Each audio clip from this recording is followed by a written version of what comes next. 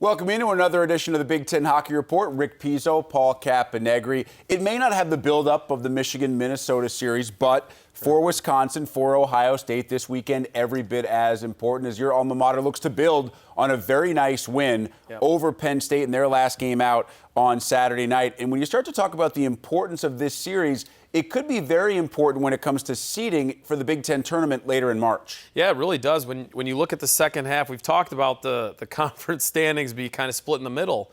Well, that third-place team is going to have to play in that first day. So you are jostling to try to be in that 4 or 5 spot. Instead of being at that 6 spot, and you're going to play either Penn State, possibly Michigan. I mean, it's really still in flux in terms of that part, which ones are playing in there.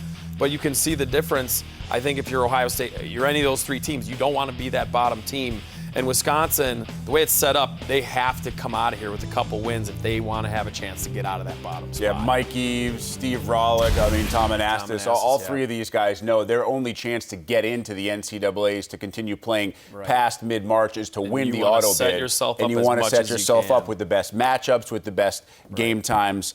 As for Ohio State, in that win over Penn State, Nick Schilke was terrific. He has been by far the most consistent offensive producer for the Buckeyes this season. Yeah, he has, and I think that's what they're trying to find, more consistency from more guys. You saw they did a great job Saturday. He led the way. You know, they had a lead. They lost the lead early in the third, and then they came back and stormed back with 4 in the third period. This team has been very hard to figure out to get a consistent play, but Nick Schilke's been great. He's one of their leaders. He's great on the power play with the puck. He's a good scorer. He had 4 assists, but he's one of their better snipers too. Scored some big goals for them, and they're going to need that from him. The likes of him and Greco and Weiss. Because you see them at times, and they played Michigan really tough, but you see them sometimes fall back, and you're like, they're the team maybe that could, make some noise, but you got to find a little more consistency. Years ago, got to find more consistently on defense and in goal as well. 8 of the last 11 games, Ohio State has allowed 4 goals or more. You need to lock down defensively, especially when the postseason rolls around.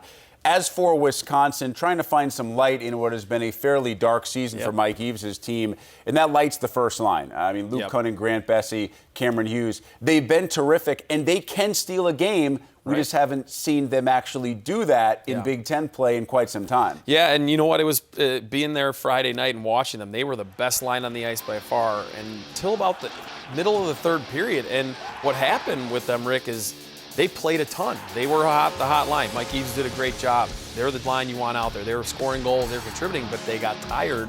And when you don't have the depth, that's where kind of they've been struggling with being able to play 3-4 lines. He had to play them more late in the third period, and they were just tired and weren't able to be as effective as the night went on, and they ended up losing a tough game in the end. But that line, when they're on, are fun to watch, and they're probably that third line, I would say, after a couple of the Minnesota and the Michigan line. It has been more than 2 months now since Wisconsin won a Big Ten game in regulation. That is hard to believe. They picked up a couple of non-conference W's against Alaska. They had one shootout win in there, but a regulation 3-point win the last time Wisconsin got one of those all the way back on December the 12th.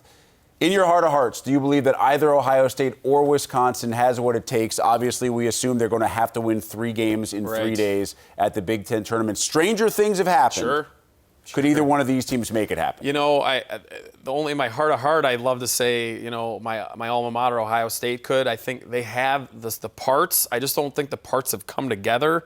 The goaltending again, he went back from Fry to Tompkins. He won the game on Saturday. I think Steve Rollick would love to have one guy just get hot, and that would probably help the defense too. If your goaltender has been able to make a couple more saves, that gets your defense a little boosted. I would say them a little more.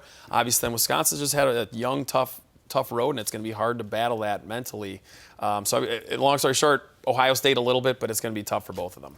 Both of these games this weekend can be seen on one of the BTN platforms. On Friday, we bring you Ohio State and Wisconsin as the first game of our Friday night doubleheader, 6:30 Eastern from Columbus. The Saturday game, puck drops at 7 Eastern. That can be seen on BTN Plus. And, of course, if you just want more pucks, Michigan and Minnesota on Thursday and Friday. Both those games on the linear network here on BTN.